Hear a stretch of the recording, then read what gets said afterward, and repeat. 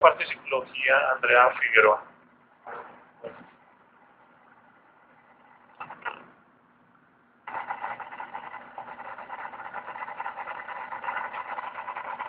Bueno, en la segunda parte del manejo de psicología y psiquiatría le iba a presentar la psiquiatra del servicio. Por enfermedad no se pudo presentar. La coordinadora dice que vamos a reponer la charla cuando ya no esté incapacitada. Bueno, muy buenas noches. Mi nombre es Astrid Meneses, yo soy nutricionista de la Universidad Javeriana. Llevo en el hospital aproximadamente 16 años y en la unidad de quemados 7 años. Estoy aquí pues gracias a la invitación del doctor Federico y el tema que me trae hoy es el manejo nutricional del paciente quemado. Así es.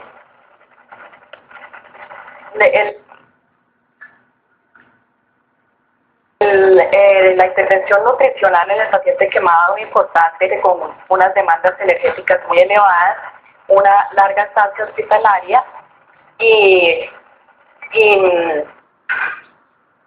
una estancia y unos costos, se generan unos costos muy elevados. Las características de este paciente es que tiene mayor pérdida de orina, un deterioro de la masa muscular, una presencia de edema, un balance nitrogenado negativo, una mala cicatrización, un deterioro de la función inmune y un mayor riesgo de mortalidad. Así es. La respuesta metabólica al trauma que nos presentan estos pacientes en la fase inicial de la quemadura es un estado de hipermetabolismo donde las demandas energéticas y proteicas son muy elevadas. Asimismo, un estado hipercatabólico, un aumento de la excreción de nitrógeno y una inmunosupresión. El catabolismo proteico se compara con un deportista que trota durante varias semanas. La gran cantidad de energía que tiene, la pérdida el gasto energético que tiene tan elevado, nos hace comparar ese tipo de deporte. Y una persistente degradación de la proteína corporal.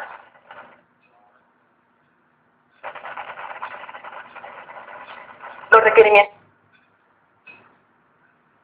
nutricionales están dados. Les traje esta fotografía propuesta por el Departamento de Agricultura de los Estados Unidos en el 2005, en donde si recibimos, pues para un individuo sano está hecha, ¿no? Esta pirámide. Entonces, si recibimos todos los nutrientes de una manera balanceada, llegamos a cubrir todos los requerimientos que necesitamos para la función normal del organismo. Esto es lo que se denomina el requerimiento nutricional energético. Siguiente. Los componentes del gasto energético están dados entonces por la tasa metabólica basal, que refiere a la cantidad de energía que necesita en los diferentes funciones. En un estado de reposo, en ayuno de 12 a 24 horas y a una temperatura de 20 grados. Si adicionamos entre un 10 y un 20% esos requerimientos de energía, lo hacemos para la actividad física, que en nuestro caso son pacientes hospitalizados, que entonces nos genera una actividad como sedentaria. Y la termogénesis alimentaria, que es la cantidad de energía que necesitamos para los diferentes procesos de absorción, digestión y excreción de nutrientes. El factor de estrés que se le adiciona a este gasto energético es el que se refiere es un factor multiplicador que se tiene que adicionar para poder lograr cubrir los requerimientos que necesitamos en este tipo de pacientes. Paciente.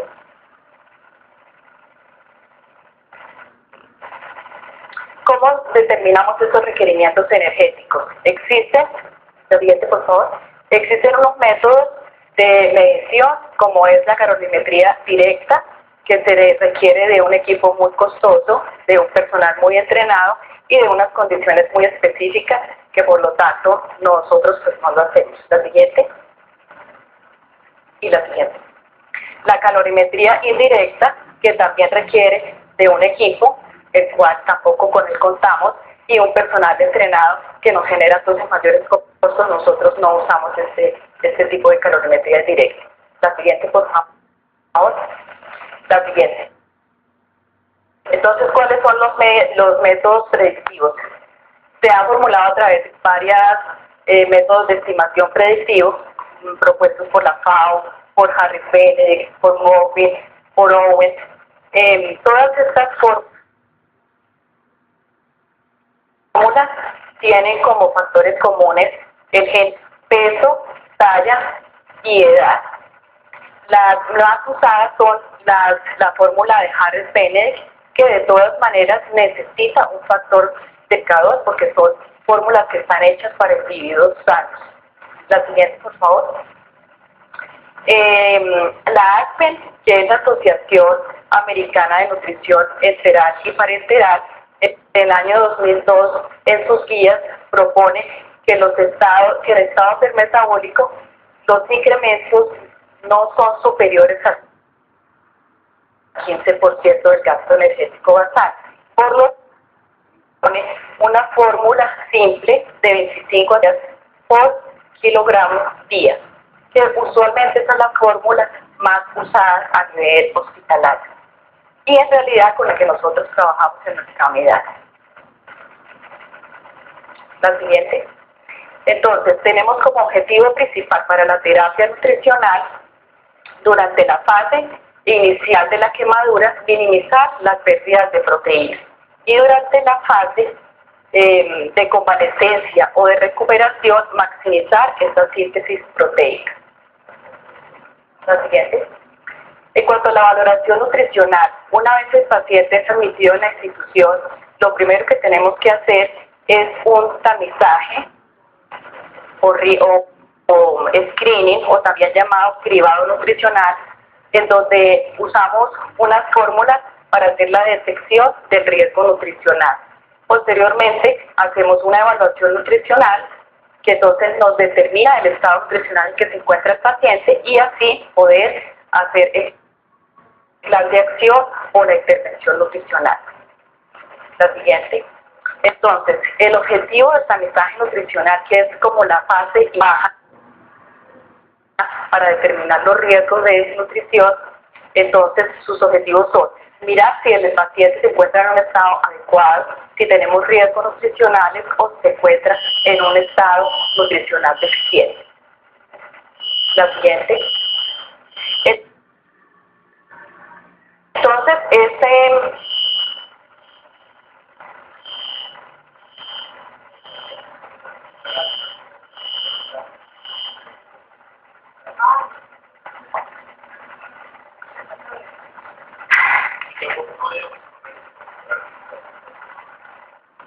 bueno, entonces este tamizaje, que es como la primera entrada de nutrición con el paciente, debe ser un método fácil de realizar, que sea rápido, no necesita y no requiere de un personal entrenado y por lo tanto es de bajo costo y es un método confiable.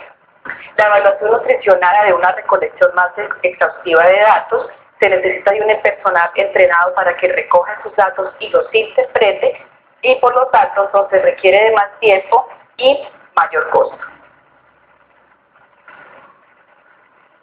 Los objetivos comunes en estos dos propuestas de tamizaje de valoración nutricional es identificar los pacientes en riesgo.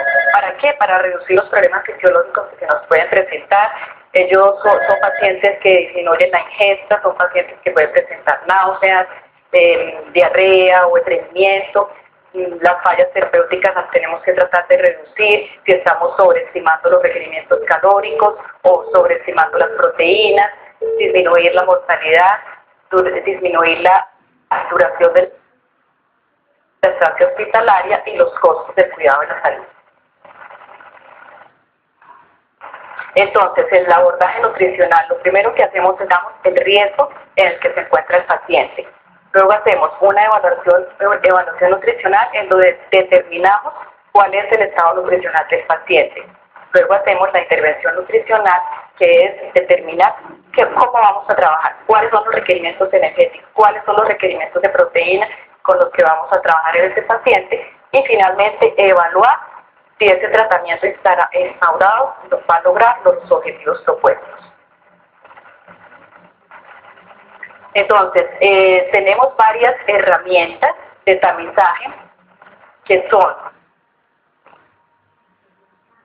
entre otras, la valoración global subjetiva, tamizaje universal MUS y el tamizaje de riesgo nutricional NRS 2002. Existen otras, pero yo les traje solamente 3. En cuanto a la valoración global subjetiva, esta fue diseñada este formato en 1982 por Baker. Es una herramienta muy utilizada en todos los hospitales, en nuestras instituciones, y siempre nos relaciona el cambio de peso, el cambio en la ingesta, síntomas gastrointestinales y paciente. Esto nos da unas letras para poder entonces interpretarlo. Siguiente. En donde nos dice que si la letra A, si calificamos en A, nos da un paciente bien nutrido, B, moderadamente desnutrido o sospecha de desnutrición, y C, severamente desnutrido. Siguiente. La otra herramienta de tamizaje de riesgo nutricional NRS 2002 está propuesta por la Sociedad Europea, en donde tiene 2 etapas. La primera etapa, siguiente, que son 4 preguntas muy sencillas, en donde relacionamos el índice de masa, si es menor de 20.5, si el paciente ha perdido peso en el tiempo y si ha reducido su ingesta en la última semana, y la gravedad del paciente. Si la respuesta es sí, entonces cualquiera nos lleva a un tamizaje final, o sea, a la segunda etapa de esto. Y si la respuesta es no, de todas maneras el paciente debe ser evaluado semanalmente. Pero si el paciente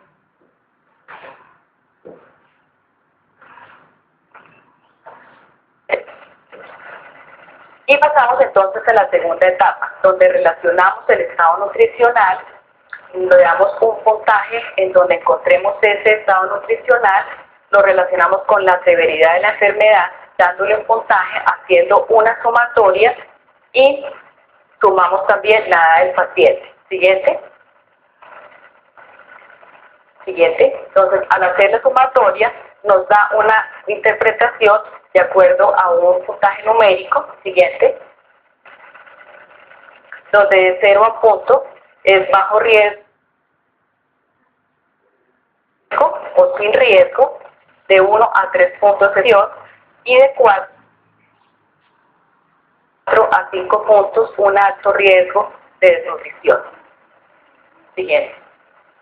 La otra tamizaje y última que les traigo es el tamizaje universal MUS, que es el propuesto por la Sociedad Británica de Nutrición Enteral y Parenteral.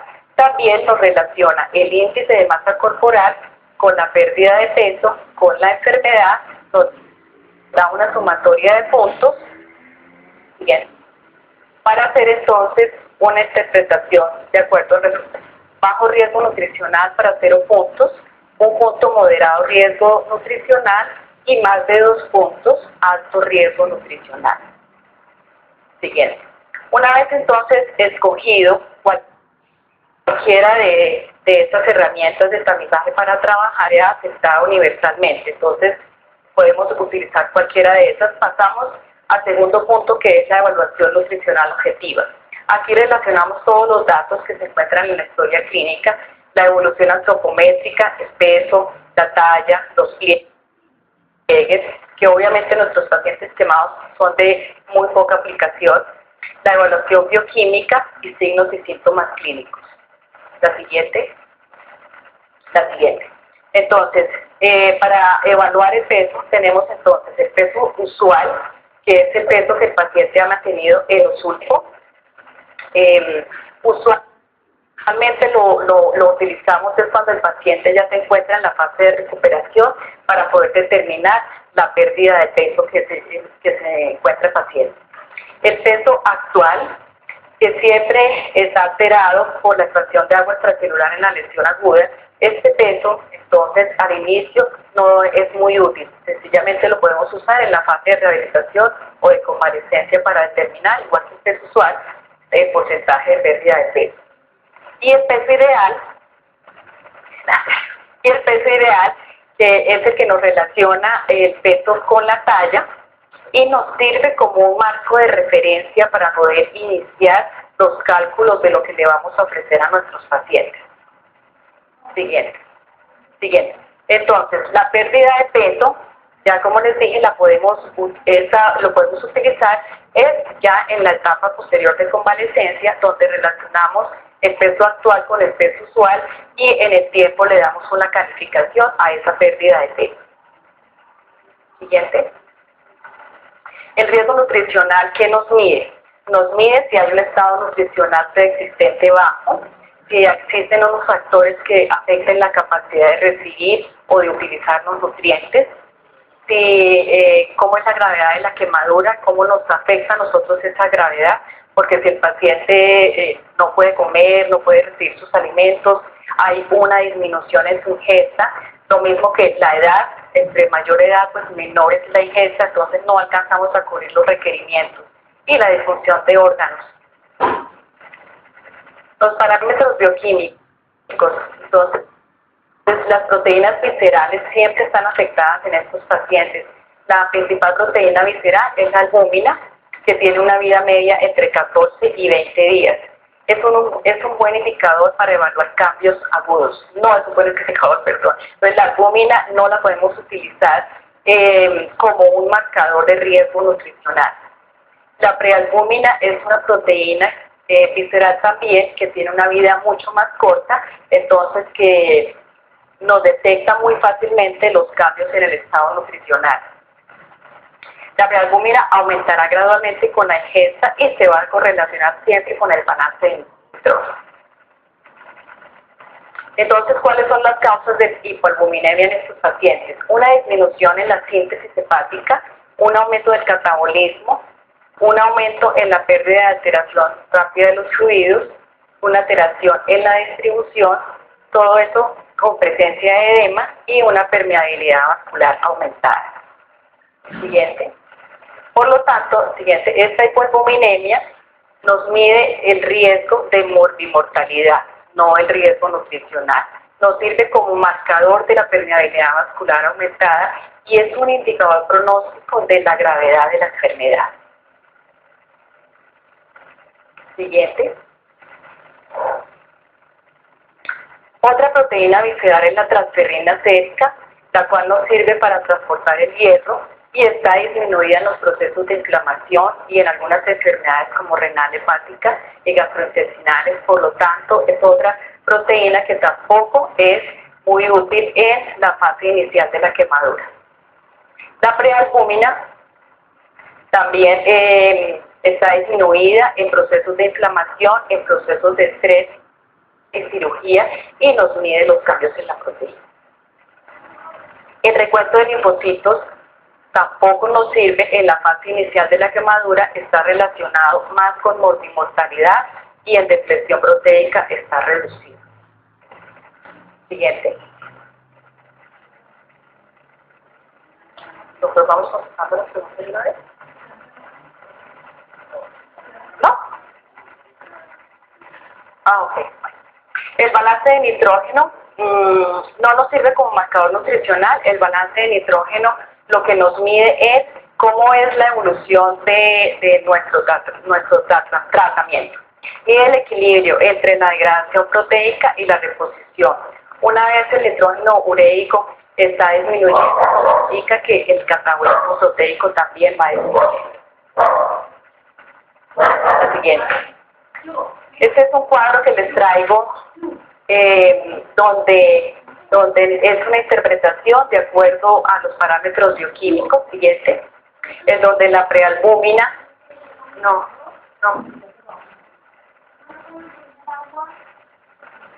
que tenía título, que es la interpretación de los parámetros bioquímicos. Bueno, entonces, señor, la anterior que el cuadro lo debo explicar. Entonces, si tenemos una prealbúmina disminuida, nos indica que estamos en una fase de inflamación. La proteína C reactiva se encuentra aumentada y el nitrógeno ureico se encuentra aumentada. Entonces, ¿qué hacemos ahí? Aumentamos el requerimiento de proteína, nos damos entre 1.2, 1.25 veces para poder cubrir esa pérdida de nitrógeno ureico urinario que tenemos. Si la prealbúmina está disminuida y la proteína C reactiva está disminuida, nos está determinando que la ingesta está inadecuada y debemos entonces hacer una revisión de la ingesta de ese paciente o de los parámetros que nosotros estamos ofreciendo en cuanto a nutrientes y proteína y calorías. Si la prealbúmina comienza ya en una tendencia al alza, la proteína C reactiva está disminuida y el nitrógeno ureico urinario elevado, entonces eso lo que nos indica es una ingesta excesiva de proteínas, por lo cual entonces debemos correlacionarlo con el nitrógeno ureico en sangre, con la creatinina en sangre y revisar entonces si disminuimos ese aporte de proteína. Cuando la prealbúmina está ya con tendencia al alza y la proteína C reactiva está disminuida y el nitrógeno ureico urinario está aumentado, siempre nos va a indicar entonces un proceso de gluconeogénesis. Entonces debemos replantear los objetivos de la terapia nutricional y aumentar esos requerimientos energéticos y proteicos para lograr entonces los objetivos de menor tiempo de cicatrización, mayor curación. Siguiente. Los factores nutricionales de riesgo, entonces, tenemos que una disminución en la ingesta por injuria y por el tratamiento. Entonces, son pacientes que disminuyen su ingesta y que por eso tenemos entonces que dar la alimentación a través de otras vías. La alteración en la utilización de nutrientes por catabolismo, hay una característica hiperglicemia en estos pacientes. Siguiente. Hay un aumento del cortisol, del glucagón que los estimula la proteólisis muscular. Hay una disminución de los aminoácidos que se consideran esenciales en esta etapa, que son la glutamina y la arginina, que tienen un factor muy importante en la inmunosupresión de nuestros pacientes, por eso tenemos que adicionarlos en las dietas que ofrecemos. Siguiente. Existen algunos efectos variables sobre el gasto energético. Entonces, está disminuido este gasto energético cuando en la edad mayor o cuando los pacientes se encuentran en estados de malnutrición. Y ese gasto energético está aumentado en presencia de dolor, en el tamaño de la herida, en el catabolismo proteico, en la fiebre, cuando los pacientes se encuentran en ventilación mecánica, cuando hacen fisioterapia y con algunos medicamentos como corticosteroides y agentes vasoactivos. Y no tenemos ningún efecto cuando es en el cierre de la herida y cuando hemos iniciado el soporte nutricional. Entonces, la estimación proteica. Debemos ofrecer suficiente cantidad y calidad de aminoácidos. ¿Con qué ánimo? Con el fin de evitar la salida de proteínas del músculo esquelético, maximizar esa síntesis proteica para poder lograr una cicatrización de heridas y una función inmunitaria adecuada. ¿Qué ofrecemos entonces en nuestro servicio? Ofrecemos inicialmente un aporte de 1.2 hasta 3. Yo les traje dos ejemplos, 1.2 a 2 son algunas recomendaciones, otras dicen de 1.5 a 4 gramos por kilogramo de peso. Nosotros iniciamos con 1.2 gramos y vamos aumentando de acuerdo a la evolución del paciente hasta llegar aproximadamente a 3 gramos por kilogramo de peso. Entonces, nuestra terapia nutricional se inicia calculando la tasa metabólica en reposo por cualquiera de las fórmulas predictivas que existen o utilizando la fórmula simple que nos recomienda la ASPEN de 25 a 30 kilocalorías por kilogramo de peso. Entonces, ¿con qué peso trabajamos? Si el paciente es un peso que se encuentra malnutrido o de bajo peso, calculamos con el peso actual. Y si el paciente es un paciente obeso, calculamos con el peso ideal para no sobreestimar entonces las necesidades. Bueno, este es un algoritmo que nos dice cómo tomamos las decisiones de la terapia nutricional. ¿Es necesaria esta terapia nutricional? Pues, usualmente en todos nuestros pacientes es absolutamente necesaria. El tracto gastrointestinal está funcional. Si la respuesta es negativa, entonces tenemos contraindicaciones de la nutrición enteral, usamos nutrición parenteral. Si la respuesta es positiva y no tenemos contraindicaciones, utilizamos o la vía oral o la vía enteral. Siguiente. ¿Cómo entonces ofrecemos nuestro soporte? A través de dieta oral, siempre con asesoría, dieta oral o suplementación, entonces utilizamos fórmulas comerciales o módulos de proteínas, nutrición enteral por sonda o nutrición parenteral. La siguiente. ¿Cuáles son entonces las vías? Lo mismo, aquí tenemos entonces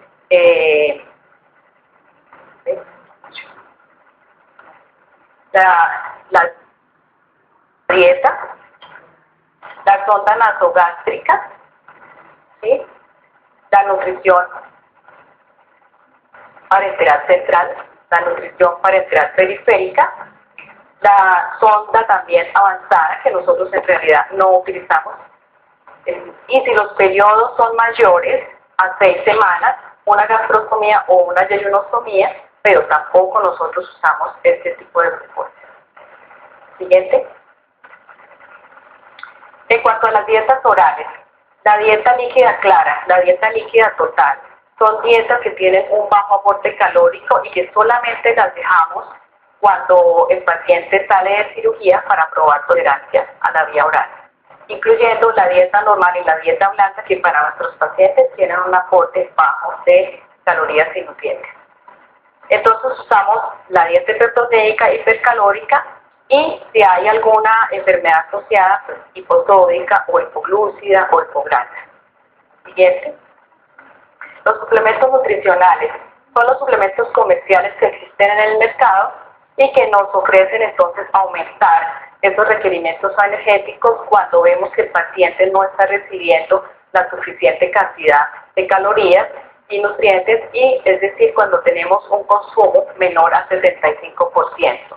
¿Para qué? Para disminuir las infecciones, la tasa hospitalaria y lograr una rehabilitación más rápida.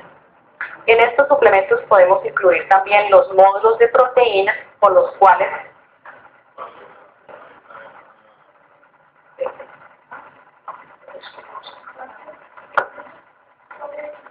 los módulos de proteína, con los cuales trabajamos muy de la mano. Tenemos módulos en el mercado que son en polvo y módulos líquidos, entonces que con cualquiera de las dos presentaciones podemos trabajar sin ningún problema. La siguiente, la nutrición enteral o la alimentación por sonda para los pacientes que no pueden o que no quieren comer por vía oral.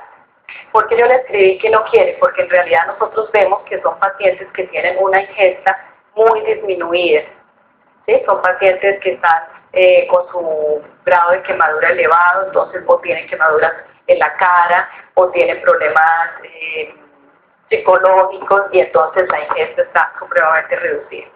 La siguiente. La nutrición enteral entonces tiene los beneficios, la que nosotros ofrecemos, que es la nutrición enteral gástrica, mantiene la integridad intestinal, tiene menores riesgos de complicaciones y usualmente es muy bien tolerada. Entonces, ¿cómo damos el soporte nutricional enteral? El acceso según el sitio, entonces gástrico o yeyunal, ya les dije que gástrico es el que más usamos nosotros, por su mayor capacidad de reservorio, por la barrera microbiológica.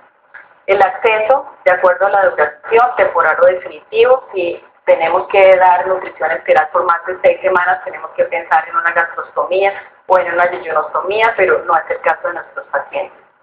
Utilizando sondas de silicona o de poliuretano que tengan un calibre de 8 a 12 French, utilizando siempre una bomba de infusión para lograr entonces unos aportes constantes y seguros. Y usualmente usamos alimentación continua. No es nuestra práctica usar bolos, y la alimentación continua la hacemos o por 24 horas o hacemos nutrición continua solamente por las 12 horas nocturnas para que el paciente pueda recibir su vía oral en el día normalmente. Siguiente. La complejidad de los nutrientes que nos ofrece el mercado. Siguiente.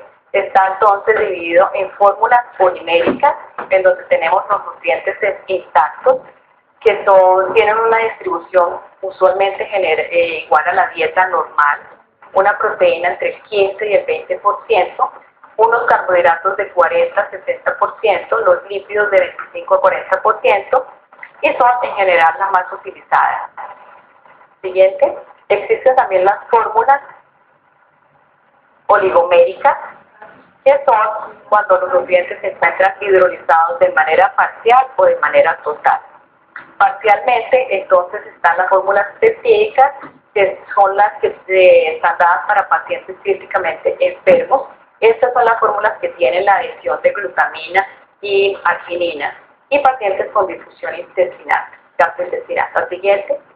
Y las fórmulas que son hidrolizadas totalmente, que son las fórmulas elementales, que tienen las proteínas en su forma simple, como los aminoácidos, los carbohidratos en su forma simple, glucosa, y que son fórmulas características de una osmolaridad elevada. Siguiente. Existen también las otras fórmulas específicas para algún tipo de enfermedad asociada, como cáncer, insuficiencia renal, siguiente, insuficiencia pulmonar, diabetes y fórmulas para pacientes clínicos. La nutrición parenteral, entonces, la podemos ofrecer nutrición periférica y nutrición central. Para pacientes con malnutrición moderada o para pacientes que están ventilados y que los requerimientos por nutrición enteral no son suficientes, entonces utilizamos una nutrición parenteral. Siguiente. Siguiente. ¿Cuáles son los componentes de la nutrición parenteral? La dextrosa, las emulsiones de lípidos, los aminoácidos cristalinos, los electrolitos, las vitaminas y minerales. Siguiente. Los lípidos y la dextrosa.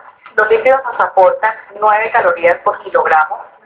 Nosotros trabajamos a concentraciones del 20% y tenemos una dosis máxima recomendada de 1 gramo por kilogramo de peso. ¿Sí? Usualmente nosotros en nuestra unidad trabajamos con 0.5 gramos por kilogramo de peso en nuestros cálculos. Y la dextrosa nos ofrece 3.4 kilocalorías por gramo, una concentración del 50%. La tasa de infusión debe ser entre 2 y 5 miligramos kilo minuto. Nosotros empezamos con 2, en muchas oportunidades un poquito menos, y vamos aumentando de acuerdo a la evolución del paciente. Y llegamos hasta 4 aproximadamente. Las proteínas o los aminoácidos cristalinos nos aportan 4 kilocalorías por gramo de proteína. Tenemos concentraciones del 10%, que es con las que trabajamos. Empezamos, como ya les he dicho, a una dosis mínima de 1.2 gramos por kilogramo de peso, incrementando hasta 3, y de acuerdo a tolerancias, siempre estamos muy pendientes de la función renal de estos pacientes.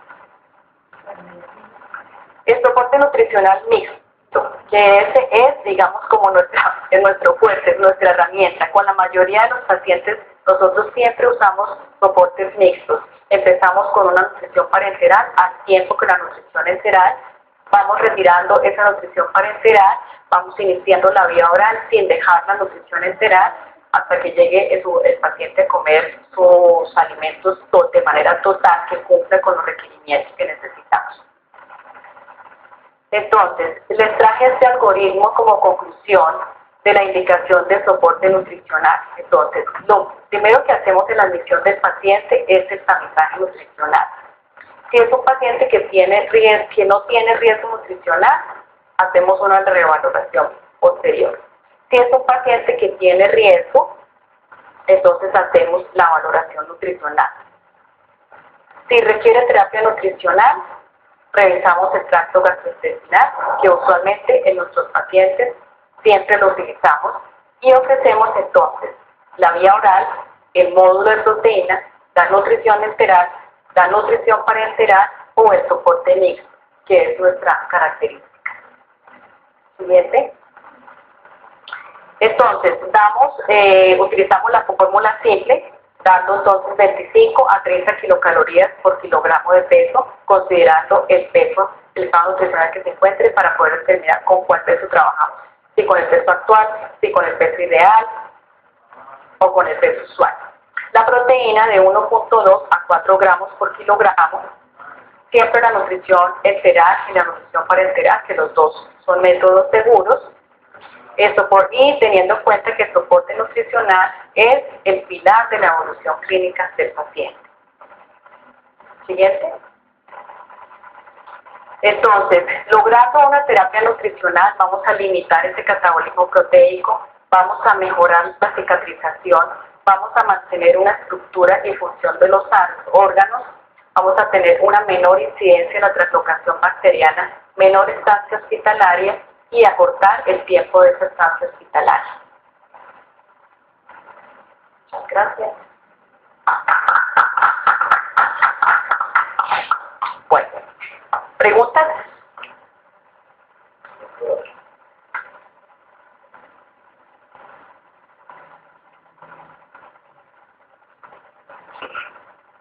De acuerdo a su experiencia y con lo que dijo al final de su charla, ¿cuál es la mejor forma de calcular la nutrición que le va calculando por fórmula? ¿Con el peso ideal?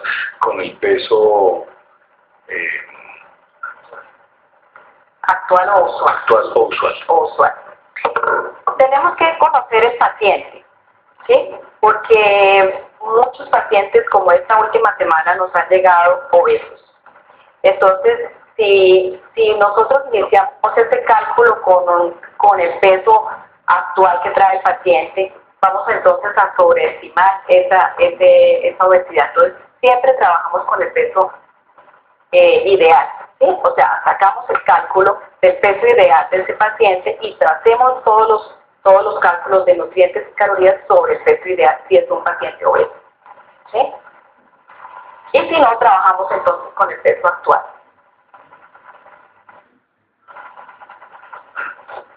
Bueno, cuando llega un paciente que hacemos la evaluación clínica, no solamente la extensión de la profundidad, sino sus comorbilidades.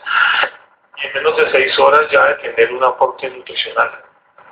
Yo pienso que el árbol de decisión de aporte nutricional que ponemos al paciente depende de la valoración, sino también de la condición clínica y sus antecedentes. Lo que decía Astrid es que usamos una nutrición mixta. Hay pacientes que los tenemos con nutrición enteral, por vía oral, y en ocasiones usamos parenteral. Entonces, eso así que hace entrar un poquito más en quienes les ponemos la parenteral. Entonces, los pacientes que tienen un grado de extensión de quemadura muy elevado, como por encima del 40%, nosotros iniciamos con nutrición parenteral. Y al tiempo con la nutrición enteral, porque usualmente son pacientes que están ventilados. Entonces, lo que dice la literatura es que la alimentación precoz se debe dar en las 72 horas. Entonces, nosotros somos de nutrición inmediata, porque una vez el paciente llega a la unidad de quemados, iniciamos la nutrición enteral. Y al tiempo la nutrición parenteral en pacientes que tienen una quemadura por encima del 40%.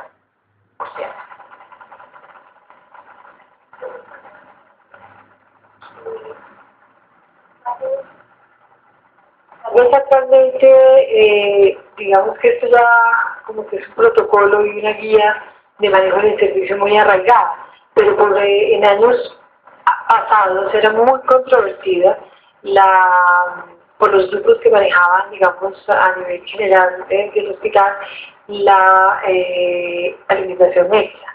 Quiero preguntarle por qué. O sea, ya usted les explicó, pero yo quisiera que usted por favor me volviera a decir cuál es la razón por la cual este era un tema tan difícil y tan controvertido.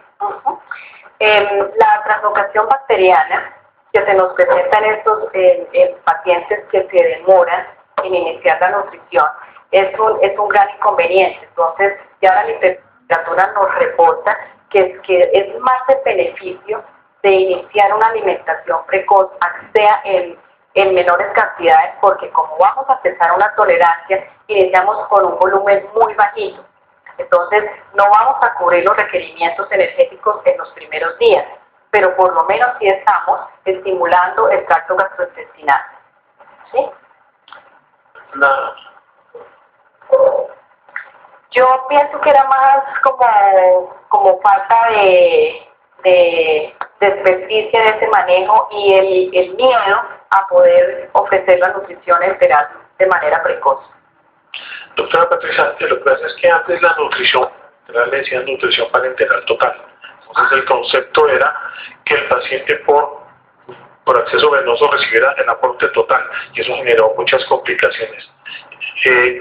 Hígado graso, pensando en las complicaciones mecánicas del catéter, las infecciones y los trastornos metabólicos asociados al uso de concentraciones tan altas de glucosa.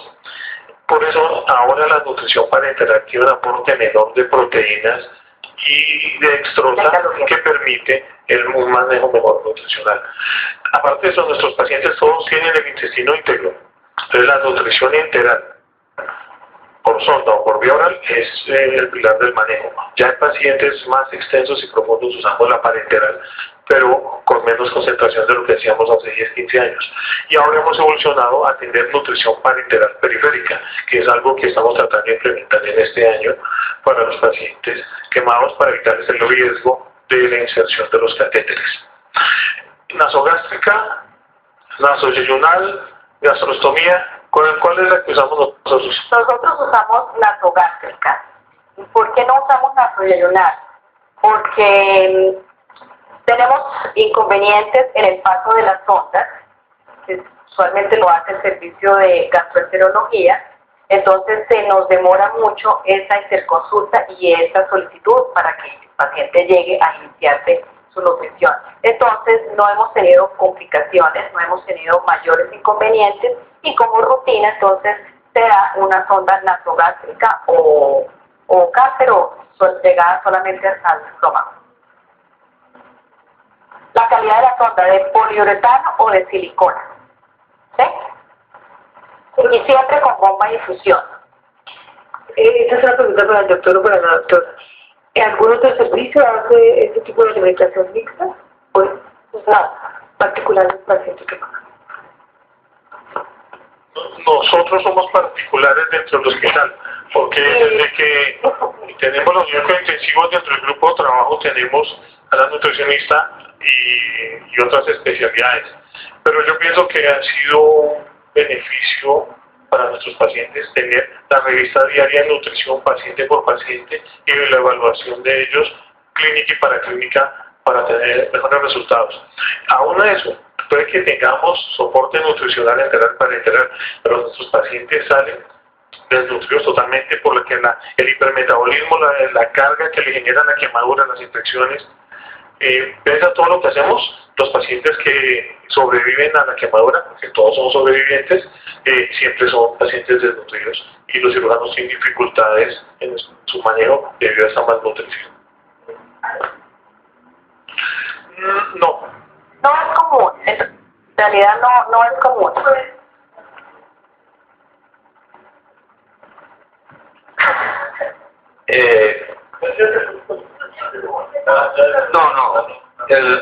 Realmente sí es una crítica, digamos, al interior de los grupos fuera de quemados, que no se utilice la nutrición inmediata, no precoz, sobre todo haciendo prevención.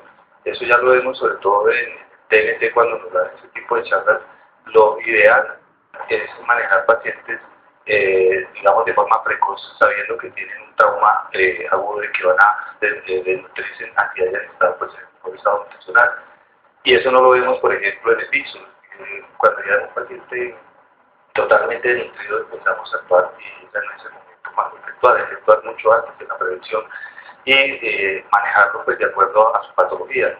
Pero lo ideal es primero utilizar pues, la vía, si tiene la vía oral indemne, pues manejarlo porque ahora que es natural, ¿no? Y ya de acuerdo al resto de complicaciones que tenga, pues se maneja de forma integral o parenteral, ¿sí? Pero lo que están diciendo aquí, sí, se maneja, nosotros a veces lo manejamos listos, pero son muy contados los pacientes que los manejamos listos. Pero uno a veces lo que ve allá, porque allá lo manejan es o solo parenteral o solo enteral o ninguna de las dos. Sí. Pero lo que yo me estoy dando cuenta es que el manejo que le están dando es el adecuado porque los protocolos actuales de nutrición del TNT dicen que debe ser de forma precoz, así como lo están haciendo ustedes. Eso es un punto válido porque Todos los pacientes, nosotros nos manejamos de esa manera, yo ya no le digo precoz sino inmediato. ¿Sí? En esto se ha generado mucha controversia en cuál es el tiempo que se inicia, pero realmente nuestro paciente quemado es por un accidente, entonces no tiene casi nunca unos antecedentes de una enfermedad que pueda ameritar un cambio o un punto diferente, por eso es que lo hacemos así. En el servicio, aunque explicamos en la fisiopatología que el paciente quemado presentaba alivio, puede que lo presente de la forma teórica, pero el paciente desde que ingresa, el médico general que lo ingresa, nosotros hacemos los formatos y desde que el paciente lleva 1 hora de reanimación dentro del servicio, también tiene ordenado su suplemento nutricional, vía oral o por sonda, y al día siguiente en la revista del servicio de conjunto con nutrición decidimos si se sigue la misma recomendación o se modifica. Pero el paciente que llegue a las 2 de la mañana, a las 3 de la mañana tiene ordenado su soporte nutricional. Las complicaciones que vemos en nuestros pacientes con enteral, parenteral. Con parenteral no veo yo muchas, en realidad más las del doctor, que siempre me dice, el paciente empezó a hacer fiebre, por favor quitémosle, entonces le digo, siempre me echa la culpa a mí, pero en realidad no es que veamos muchas complicaciones. En la nutrición enteral vemos en muy pocos casos residuos aumentados, en donde disminuimos entonces el volumen, no la suspendemos, digamos la suspendemos por 4 horas, pero lo reiniciamos con volúmenes bajos hasta que el paciente vaya tolerando. Y siempre nos apoyamos en el área médica para que dé los medicamentos al lugar. La pregunta iba a esto, es que generalmente se tiene el concepto que usted tiene muchas complicaciones médicas en nuestro servicio. No. La monitoría continua, el cuidado que tenemos con el paciente ha disminuido el número de complicaciones. Más son las relacionadas por la instalación de los catéteres y por el tiempo de uso. Pero siempre toca echarle la culpa a alguien, se le echamos la culpa a la nutrición parenteral. Entonces tenemos dificultades. Pero las complicaciones de la parenteral son más las mecánicas. La hiperglicemia, que como les hablaba en la charla anterior, ya no es un problema. De hecho, el control estricto de la glicemia nos ha permitido usar volúmenes altos de parenteral sin problema. Que de hecho lo que refiere la literatura es que son estados, son pacientes que van a tener un estado hiperglicémicos y que los vamos a manejar con insulina, como lo hacemos nosotros en la unidad. ¿Y el concepto actual del residuo gástrico? El concepto actual del residuo gástrico. Antes si era 50 entonces, o 100 ya estaba todo el mundo angustiado, ya en este momento los residuos que se permiten son muy elevados, 500, dependiendo de el volumen que nosotros estemos infundiendo. Entonces, si nosotros estamos dando 20 cc horas, ¿sí? Y tenemos unos residuos de 300, pues eso ya es elevado porque no es lo que le alcanzamos a dar ni siquiera las 24 horas. Entonces, cerramos la sonda, no damos alimentación durante unas 4 horas y reiniciamos entre 10 y 20 cc horas. Esas fórmulas, tener estas fórmulas, pacientes quemados, superficie corporal quemada, vamos a hablar de que estos pacientes requieren más de 5.000 a 6.000 calorías promedio día en infusiones parenterales, enterales, o es por debajo de ese valor. No, es muy por debajo de ese valor. Y fíjense lo que les mostraba, que la recomendación de Aspen, que me subía en el 2002, nos dice 25 a 30 kilocalorías por kilogramo de peso. Hagamos el ejercicio con alguno de nosotros, ¿sí? Un peso normal de 60, entonces 30.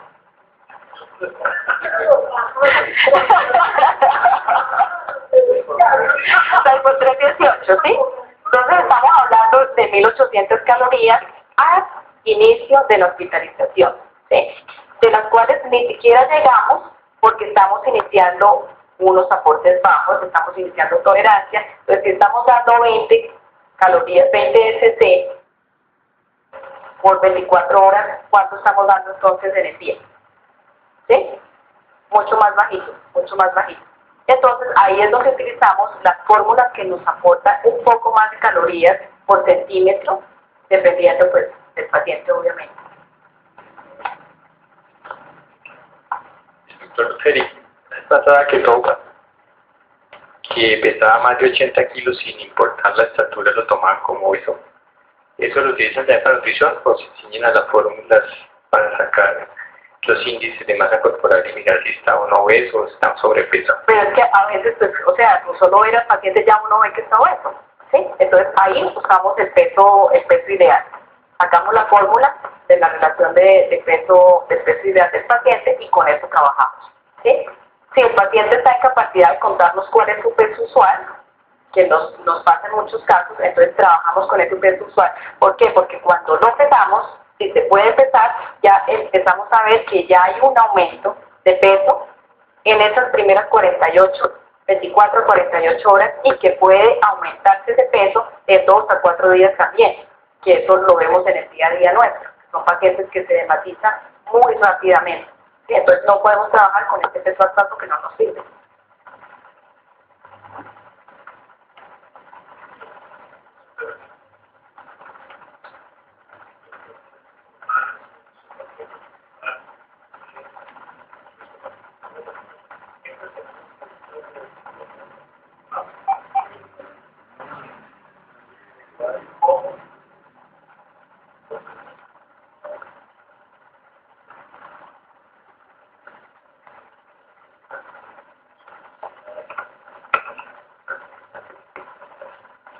Entonces, en estos entrenamientos formales, nunca nos tiene una respuesta de cómo hacer el aporte nutricional del paciente quemado. Entonces es un trabajo diario de aprendizaje. Cada semana en la revista tomamos una conducta de cómo vamos a lograr nutrir mejor a nuestros pacientes quemados y como les decía antes, le entregamos a los cirujanos un paciente malnutrido pese a lo que hagamos durante todos los días. Y eso se expresa en el resultado final quirúrgico. Hay otra cosa que quería decirles con respecto a lo que el doctor nos estaba diciendo que encontraban los pacientes en su experiencia. El tamizaje nutricional es una herramienta que se está utilizando día a día en todas las instituciones justamente para poder detectar ese riesgo nutricional. Entonces no importa cuál de todos los tamizajes que se nos ofrecen podemos utilizar siempre que lo trabajemos en consenso, pero sí hay que hacerlo para poder determinar ese riesgo y poder evitar llegar a que nosotros iniciemos un tratamiento tardío. ¿Sí? Sí, la yeyonostomía. ¿Sí? La yeyonostomía o la gastrostomía están indicadas en pacientes que van a durar más de 6 semanas con nutrición enteral. Entonces ese no es nuestro caso. ¿Sí? Nosotros no utilizamos tanto tiempo la sonda de alimentación enteral, entonces nosotros por eso no trabajamos ni con gastro ni con yeyonostomía.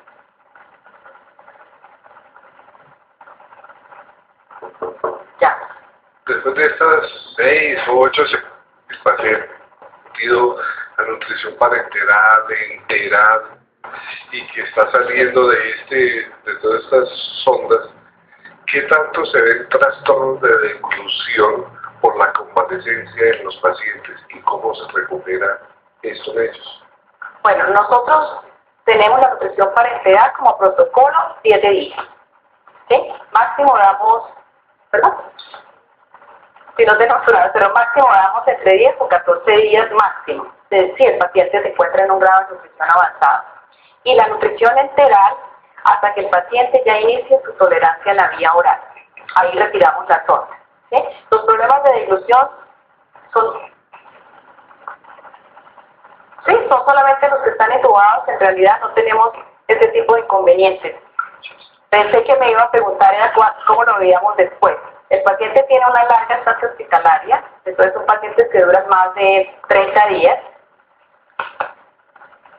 Ok, que duran más de 30 días, entonces cuando ya sale de la UCI y está ya en hospitalización, este seguimiento debe ser muy encima, muy continuo, porque nosotros vemos muchas veces como el paciente se nos va para atrás y volvemos nuevamente a tener que reiniciar un soporte agresivo. ¿Sí? La pregunta es, ¿cuándo se debe iniciar la alimentación por sus propios medios? Apenas él pueda recibir ya su alimentación, se retira la sonda, se inicia. En muchos casos no retiramos la sonda como yo les había dicho, ¿sí? Entonces hay pacientes que ya salen, de la unidad de quemados, de la UCI, y entonces con la vía oral no es suficiente para cubrir esos requerimientos. Entonces nosotros nos ayudamos con una sonda enterar, y para que pueda recibir su vía oral, dejamos la sonda en el día puesta sin darle ningún alimento, y a las 7 de la noche hasta las 7 de la mañana damos los aportes que necesitamos.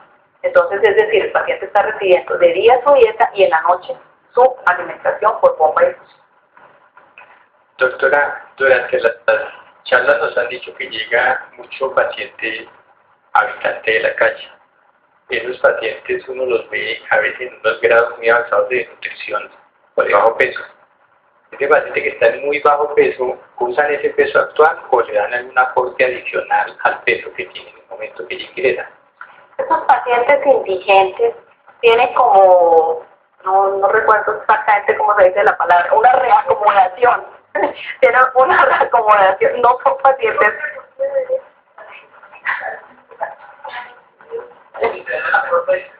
Ellos automáticamente, o sea, pero digamos que están, digamos, como acostumbrados, y ese prácticamente es su peso usual. Entonces, no podemos decir que es un paciente desnutrido porque lleva mucho tiempo acomodado a ese peso. Es el peso habitual de él. No, a ellos no les da absolutamente nada. No les da. Ellos están vacunados contra todo. Sí, nosotros estamos hablando del paciente que está en cuidado intensivo, pero una cosa importante lo que vos decías, los pacientes egresan de cuidado intensivo y no se pueden abandonar desde ningún punto de vista. Y parte de la revista semanal incluye no solamente la parte médica, sino la parte de fisiatría, fisioterapia, sino nutricional. Pues nos encontramos con sorpresas que sale el paciente de cuidado intensivo a la unidad intermedia, y en la evolución de la semana, en 5 semanas, hay una depresión nutricional importante, y hemos logrado hacer los diagnósticos tempranos ahora y volver a reiniciar, y en ocasiones hay pacientes que vuelven a otro ciclo de nutrición parenteral, otro ciclo de nutrición enteral. Y una cosa que hacemos desde la UCI que más importante es que el paciente en su autocuidado, comer por sus propios medios, lo tratamos de hacer de forma temprana. Y les dejamos la sonda nasogástrica con un volumen bajo durante las horas del día, y en la noche les aumentamos el aporte por la sonda nasogástrica. Pero lo más importante es la monitoría semanal que le hacemos a los pacientes que están en la unidad intermedia.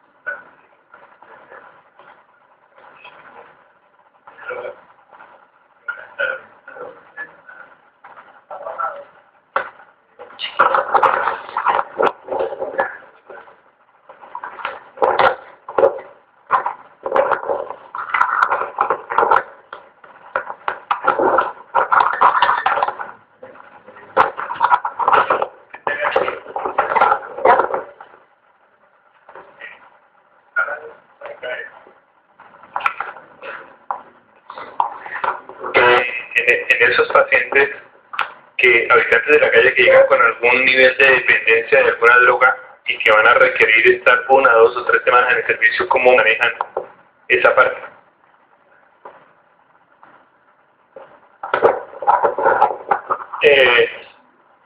Miren, lamentablemente la psiquiatra hoy no pudo asistir a la charla, pero no solamente los habitantes de la calle, todos los pacientes que ingresan a la unidad de quemados, o todo paciente que tiene un ingreso a la unidad de cuidado intensivo, tiene trastornos de la sensopercepción. Y el delirium no delirium, y delirium tremens, sino el delirium que es la que antes conocíamos como la encefalopatía asociada a la sepsis, es muy frecuente. Por eso es tan importante el manejo de psicología y psiquiatría desde que el paciente llega al servicio. En la mañana y en la tarde siempre el psiquiatra, y la psicóloga está con los niños, facilita el manejo de los... No es una cosa inherente a los pacientes habitantes de la calle. Cualquier paciente está en riesgo solamente por tener un accidente, el estrés postraumático, las infecciones que antes conocíamos como la encefalopatía séptica, el estar hospitalizado, el ruido, las curaciones y, como les decía, el tipo de anestesia que usamos que les altera la sensor-percepción. Entonces no es específico de los habitantes de la calle y todos tienen algún grado de trastorno de comportamiento y muchos de ellos requieren manejo farmacológico desde el ingreso. Y eso es tan grave que el delirium es una enfermedad que a largo plazo produce trastornos de comportamiento, trastornos de conducta, fallas en el aprendizaje. Pacientes que han sobrevivido al cuidado intensivo, cuando vuelven a casa en años, tienen trastornos de comportamiento, trastornos del aprendizaje. Por eso es tan importante no solamente los medicamentos que usamos, sino cómo los usamos. Usar medicamentos que causen menos complicaciones y la intervención por psiquiatría. En el tipo de nutrición integral se utilizaba algún tipo de preparación comercial, o como se decía antes, que eran unos batidos y licuados de pollo con proteínas, con verduras, y se le pasaba eso por sondas nasogástricas a los pacientes, o ya viene una comercial. Gracias a Dios eso está evolucionado ya. Entonces, ¿cómo? Sí, no, eso ya está evolucionado, se trabaja es con fórmulas comerciales, ¿sí? Yo les hablaba de las fórmulas poliméricas, en el mercado existen muchas fórmulas comerciales, depende con lo que trabaje la institución, y utilizamos para paciente crítico una fórmula que tiene un aporte de 1.3 calorías y que tiene la adición de glutamina y arginina, pero sí netamente son fórmulas comerciales.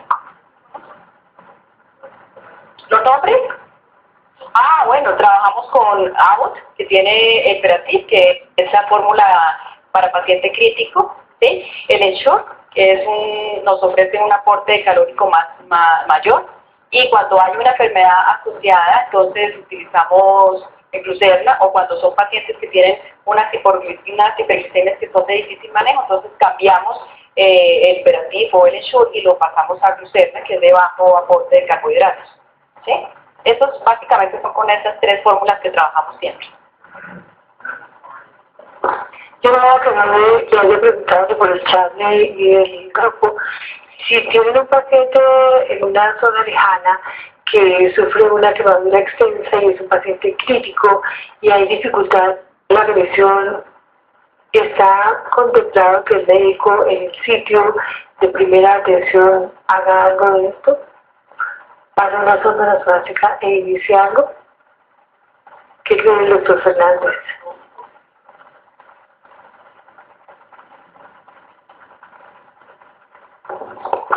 Cuando yo les hablaba de nuestra fórmula particular de reanimar los pacientes quemados, les decía que hemos disminuido el edema a los pacientes asociándolo al soporte nutricional, que por la vía integral para integral le disminuye el aporte de cristaloides para disminuir los edemas. Pero lo que se pregunta, doctora, es muy difícil lograr que en una zona lejana tengan la capacidad de poner un soporte integral. No solamente por las disposiciones legales, no se pueden pasar coladas ni mezclas empíricas por el riesgo de infección. Entonces eso está prohibido. Lo único que se puede decir es aportarle soluciones contextuosas por la vía periférica mientras se remite para evitar la hipoglucemia. Soluciones dextrosadas.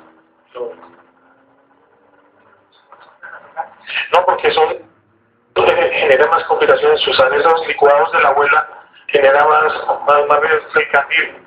Y no solamente por todo el tema de las infecciones, sino que los aportes de calorías en esta fase inicial de la quemadura muchas veces son muy elevados y en cambio el aporte proteico no se logra, ¿sí? Entonces ahí no estamos haciendo un mayor soporte. La última consideración para todos es que, oyéndolos hablar, el grupo de cirujanos, digamos que presionemos al paciente, que una vez que se le ha hecho todo este manejo inicial y se le ha hecho, digamos, las medidas quirúrgicas de urgencia, pasamos como a una fase B que ustedes ya han visto, ¿no? En todas las conferencias que hemos tenido, que es la iniciación de los autoinjertos y que están directamente relacionados con el estado nutricional en que el paciente se encuentre. Es decir, hay que siempre en cuenta que la importancia del grupo multidisciplinario es vital, porque si no tuviéramos el acompañamiento de nutrición permanentemente hasta el último día que el paciente egresa, no lo lograríamos. Hay pacientes que están francamente, digamos, desnutridos, a pesar de todas las medidas que se les han hecho, o que están bajos y que por dos razones, digamos, no pueden evolucionar adecuadamente y no les integran los injertos, que son el estado nutricional y el estado emocional. Son dos cosas que a veces no es difícil de medir, pero se ven. Hay pacientes que lo logran rápidamente, fácilmente, en una, en dos, en tres intervenciones que se les realiza. Y hay otros pacientes que no se logran, que pierden los injertos, que una vez que, por ejemplo, han cerrado, inclusive han hipertilizado, vuelven a desfacelarse. Y tenemos un número elevado en promedio de pacientes que regresan con sus heridas nuevamente abiertas, con áreas muy debilitadas, de zonas aisladas, porque saben, no reciben un manejo local muy adecuado y tampoco continúan con un aporte nutricional adecuado y ellos regresan para reinternaciones. Esto en quemados tiene alguna frecuencia y es importante tenerlo en cuenta para los médicos que reciben el paciente nuevamente, como que no han entrado en el grupo y no entienden que continúan necesitando nutrición, apoyo psicológico, buen manejo por fisioterapia, buen manejo por rehabilitación, buena hidratación local y inclusive, digamos, un apoyo familiar importante. Fíjense que todos son, es un grupo que nunca se puede disolver, porque además el manejo del quemado es por mucho tiempo.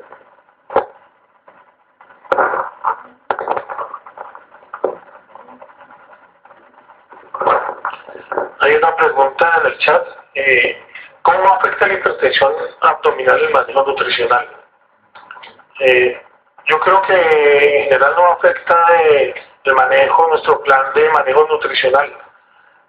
Como usamos generalmente el paciente que tiene hipertensión intraabdominal es el paciente más crítico, siempre ese paciente tiene su soporte nutricional parenteral y le aportamos por enteral lo que tolere. Ya el concepto viejo del residuo gástrico medido cada 8 horas y que se tenía más de 60 centímetros de sustentabilidad, eso ya es prehistórico. Como decía Astrid, si tiene un aporte alto en 24 horas, más o menos, no sé qué porcentaje calculas tú para eso, ahora nos dices, pero ya con 60, 80 cc le seguimos aportando lo mismo por la enteral. Entonces la hipertensión intraabdominal realmente no afecta en mucho el manejo del paciente porque de esos pacientes ya tienen su soporte parenteral. ¿Alguna otra pregunta?